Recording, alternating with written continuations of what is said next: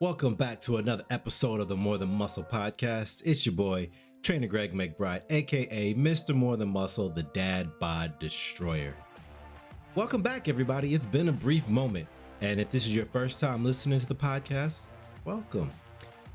Always like, subscribe, and follow to be able to hear more of these very, very impactful episodes of our podcast. In the More Than Muscle podcast, I just like to focus on how we can become better, focus on how we can be the best versions of ourselves, just looking at the health and fitness side, but then how we can interpret that and bring it to a practical application to our life. So without further ado, let's get into it. I titled today's episode, Is Your Weight Gain from Artificial Sweeteners? It's a hot topic button now. Specifically speaking on aspartame, do we like it? Do we not? Is it good for us? Is it not? You'll hear the back and forth going on and on and on. But the real thing is the sugar. How does it affect us primarily in fat loss and in health concerns? Now, as Americans in our Western diet, we do not do anything to help us here. We put sugar in everything, even where it's not needed. So we need to be more aware of what we're getting and how we're getting it. So where is sugar? It's everywhere. I already said that. In this episode, we're going to discuss what's the big deal with sugar, what it does to us, what are these 0-calorie sweeteners that are popping up and becoming very popular and put into a lot of things. Again, is it good or bad for you? And with the research, what does it say? What's the data? Forget the promotions, forget the marketing. What does the data say? And what should we do in response to that? Let's dig into it. What's the big deal with sugar? Beyond the effects of how it's correlated to weight gain, being that how it affects our appetite, our mood and behavior. Another big kind of scare tactic is how it affects us as far as cancers go. We understand that cancer cells eat and live off of sugar. But how does it affect you? Weight gain and obesity. I think that's a good place to start. Does the sugar, in this instance, the non-sugar, the sweeteners, the artificial sweeteners, do they have an effect on your weight gain? This is a very important topic for a lot of my clients because they go through the phase of, okay, I know I need to cut back on these sugars, mainly again with the whole appetite issue, but is it going to help or hurt me when it comes to weight gain? For a long time, it was believed that these artificial sweeteners act in our body the same way as sugars do. And we'll find out if that's true later on in this episode. Major health concerns, diabetes. How does it affect people with diabetes? That's a very important thing because if you can't monitor that properly and understand what it really does to your body, you can really mess yourself up and end up in a hospital or worse. And then also just mental health and hormones. When I'm looking at mental health, I'm thinking about people's relationship with food, appetite, releasing those hormones, why we always go for those types of foods, the sweets, as it may be. Now, I am always going to refer to the research. So as I scan through this, bear with me because I want to make sure I give you 100% accurate information. So again, I'm going to focus primarily on aspartame as my artificial sweetener. One, because aspartame is the most researched, has the most studies done out of all kind of artificial sweeteners. So let's start with consumption and diabetes because these health concerns are very important. And I'm going to read this verbatim from the studies that I found. And when I look at studies, I'm not looking at one individual study because these individual studies may not give us the big picture of what's going on. If you're going to do research for yourself, if you're not following someone who has already gone through mounds and mounds of research and listening to their overall review of it, look for research that has the meta-analysis. The meta-analysis is where they compare a larger body of work and draw the conclusions from that versus picking out one study that may not be done properly and putting all your eggs in that basket. But aspartame consumption was not associated with any change in the blood glucose levels. So, based on the different, I think there was at least three main studies where they looked at weight loss, um, and I forget how many dealing with diabetes, but there was no beneficial support to show that there's a relation in increasing the risk for diabetes or obesity while using these artificial sweeteners, primarily aspartame. So, if your concern is that taking aspartame is worse, definitely not.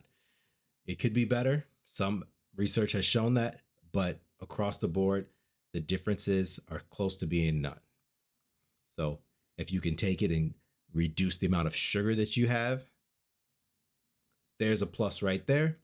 But as far as effects towards obesity and diabetes, there is not much difference there. Now, there was a big research that was done in 2019, and they were saying that these artificial sweeteners, oh my gosh, they can cause cancer. And that scared a lot of people thinking, I better stop taking it. Cancer is a serious thing. Since then, the FDA has come back and said that their research was incorrect. And this is research that was done by the International Agency of Research on Cancer. The FDA says that their conclusions that aspartame is, this is how they phrase it, possibly carcinogenic to humans. They don't agree with that. The main thing that they found was they weren't their research wasn't done properly. I wish this article went into more details about how it was inaccurate, but they said there were some shortcomings in their study, basically saying that the main information that they were relying on was inaccurate.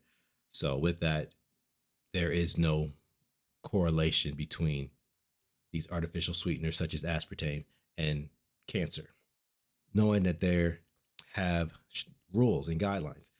And this is also part of it. They say within the guidelines that they have created, the restrictions, if as long as your consumption is inside of that, there is no issue.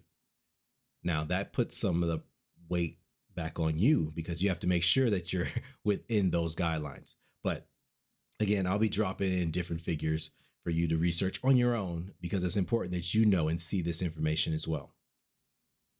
So, what do we do with all this? What does this mean for you?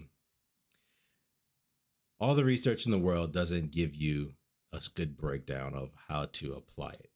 So, what does it mean knowing that the FDA says it's not cancerous, that your body weight or blood glucose level doesn't change? What do you do now? Here's my advice to you, my advice to my clients. If you have a desire for something sweet, something sugary, artificial sweeteners are not the devil. They are not to be demonized. They're okay. And if you can find a way to quench that thirst for something sweet without adding more sugar to your diet, do it. Don't hesitate. Don't allow the scare tactics of any group stop you from going and say, hey, I want to have this sweet. And again, using these artificial sweeteners. Now, there are still some things out there. And this is what I thought was really cool as I looked deeper into it, because I'm like, what does the FDA really do? Now, there are some sweeteners that we can use and some that we've decided not to use.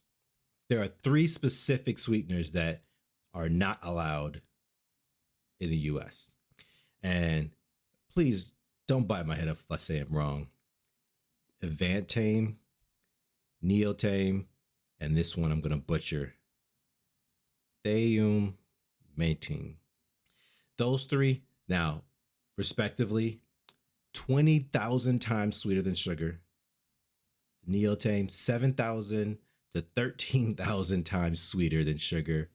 And the one that I'm not going to attempt to say again, 2,000 to 3,000 times sweeter than sugar. Gosh, that's a lot. You can see why they were worried about us putting that in food. So it's not allowed. So you don't have to worry about that. Now, there are 6 that are, and in the top, compared to those, they don't seem like much. But in the grand scheme of things, I wonder, and I understand why. But The top one that is allowed goes 200 to 700 times sweeter than sugar. And it drops significantly to like the things with stevia, 200 to 400 times sweeter. And then aspartame itself is at that level of 200 times sweeter than sugar. So, what does that mean for us as far as how they put it and use it in food? That doesn't mean that there's a one for one exchange for sugar to aspartame. So, what that allows companies to do is put less sweetener. So, yes, they're saving money. Everything's about money. They got to meet their margins, but they're able to put less in and achieve the same level of sweetness. That makes sense. So, yes, it's 200 times sweeter, but they're not putting in a gram of aspartame for a gram of sugar. It's not a 1-to-1 ratio. It doesn't just exchange its way out. They do what they can to match the level of sweetness. So there's less of it in there, which is why probably a lot of people thought, hey, this might help with appetite or weight gain. What I tell my clients, and what I'm going to tell you, this is how you apply it. Again, if you can get this into your diet in a way that allows you to not feel like you're missing something, to fill that gap in that sweetness for you without loading sugar into your diet, it is going to help in the long run. Why? Because if you have something that you can stick to, it's not all or nothing all the time. That's not the way to approach fitness, health, diets. I take breaks in my diet, and I encourage everyone else to. I don't eliminate anything. I will cut down on some things. And if having artificial sweeteners is going to be the thing that helps you, by all means, please use them. And I think that's where I'm going to leave it right there. Artificial sweeteners are not going to increase your weight gain, nor are they going to be a magic pill that allows you to lose a ton of weight. Will it help you with your sanity in the midst of the challenges of dieting? I definitely believe so. And I would encourage you to use as you feel or see fit. But that's all I got for you guys. Thank you again for tuning in. It's your boy, Trainer Greg McBride, aka Mr. More Than Muscle, Dad Bod Destroyer. And until next time, be more than muscle, y'all.